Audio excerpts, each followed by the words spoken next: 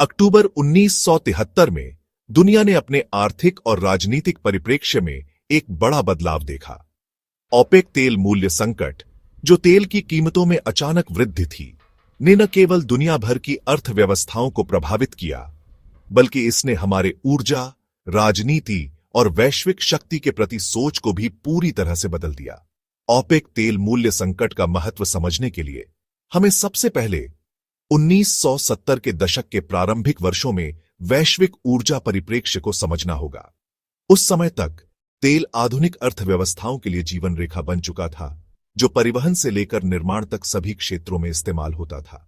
20वीं सदी के अधिकांश समय में संयुक्त राज्य अमेरिका और अन्य पश्चिमी शक्तियों को सस्ता और प्रचुर मात्रा में तेल आसानी से मिल रहा था, खासकर मध्य पूर्व से। पूरी दुनिया ओपेक पर निर्भर थी, लेकिन कई देशों ने तेल आपूर्ति को सामान्य समझ लिया था। वास्तव में उस समय ओपेक अन्य वैश्विक तेल कंपनियों जैसे स्टैंडर्ड ओइल और रॉयल डच शेल के मुकाबले एक कमजोर संगठन था। ओपेक, जिसे 1960 में स्थापित किया गया था, 5 देशों का संगठन था: ईरान, इराक, कुवैत, सऊदी अरब और वेनेजुएला। लेकिन शुरुआती वर्षों में ओपेक का वैश्विक तेल कीमतों पर बहुत कम प्रभाव था। पश्चिमी देशों का तेल उत्पादन और वितरण पर अधिक नियंत्रण था। हालांकि 1960 के दशक के अंत और 1970 के दशक की शुरुआत में मध्य पूर्व में भू राजनीतिक तनाव बढ़ने लगे। कई कारण मिलकर 1973 के तेल संकट का कारण बने। इसका मुख्य कारण ओपेक सदस्य देशों में तेल राष्ट्रीयता का बढ़ता प्रभाव था। मध्य पूर्व के कई देशों का यह मानना था कि उनके प्राकृतिक संसाधनों का शोषण पश्चिमी तेल कंपनियां कर रही हैं, और उन्होंने अपने तेल संसाधनों पर अधिक नियंत्रण की मांग शुरू कर दी थी। 1973 तक कई ओपेक देशों ने अपने तेल उद्योगों का राष्ट्रीयकरण शुरू कर दिया था, जिससे पश्चिमी तेल कंपनियों का नियंत्रण खत्म हो गया और ओपेक को वैश्विक तेल उत्पादन पर अधिक प्रभाव मिला। फिर अक्टूबर 1973 में मध्य पूर्व में तूफान आ गया। योम किप्पुर युद्ध इजराइल और अरब देशों के गठबंधन के बीच शुरू हुआ, जिसमें मिस्र और सीरिया शामिल थे। युद्ध एक सैन्य संघर्ष था, लेकिन जल्दी ही यह एक आर्थिक संघर्ष में बदल गया, जिसका वैश्विक परिणाम दूरगामी था। संयुक्त राज्य अमेरिका और पश्चिमी देशों ने इजराइल का समर्थन किया। इसके बदले ओपेक के अरब सदस्य देशों ने, विशेष रूप से सऊदी अरब के नेतृत्व में, एक साहसिक कदम उठाया। उन्होंने संयुक्त राज्य अमेरिका और अन्य देशों पर तेल प्रतिबंध लगा दिया, जिन्होंने इजराइल का समर्थन किया था। लेकिन यह प्रतिबंध केवल एक हिस्सा था। ओपेक ने यह भी सहमति जताई कि वे हर महीने 5% तक तेल उत्पादन कम करेंगे, जिससे वैश्विक तेल आपूर्ति और भी कड़ी हो जाएगी। तुरंत प्रभाव बहुत विनाशकारी था। तेल की कीमतें आसमान छूने लगीं। लगभग $3 प्रति बैरल से बढ़कर $12 प्रति बैरल तक पहुंच गईं। महज कुछ महीनों में कीमतें 4 गुना बढ़ गईं। संयुक्त राज्य अमेरिका और यूरोप में गैस स्टेशनों में ईंधन खत्म हो गया, क्योंकि लोग जल्दी से पेट्रोल भरवाने के लिए दौड़ पड़े। राशनिंग शुरू हो गई और कुछ क्षेत्रों में सम और विषम नंबर की नंबर प्लेटों को वैकल्पिक दिन पर ईंधन खरीदने के लिए दिया गया। लेकिन यह केवल असुविधा का मामला नहीं था। तेल की कीमतों में वृद्धि ने वैश्विक अर्थव्यवस्था पर गंभीर असर डाला। परिवहन, माल और सेवाओं की लागत बहुत बढ़ गई। तेल आयात पर निर्भर देशों जैसे संयुक्त राज्य अमेरिका, जापान और पश्चिमी यूरोप ने खुद को दोहरी चोट में पाया।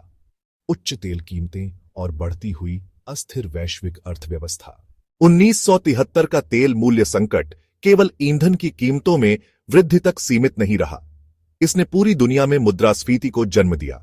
संयुक्त राज्य अमेरिका में मुद्रास्फीति दर बढ़ी और बेरोजगारी भी बढ़ने लगी।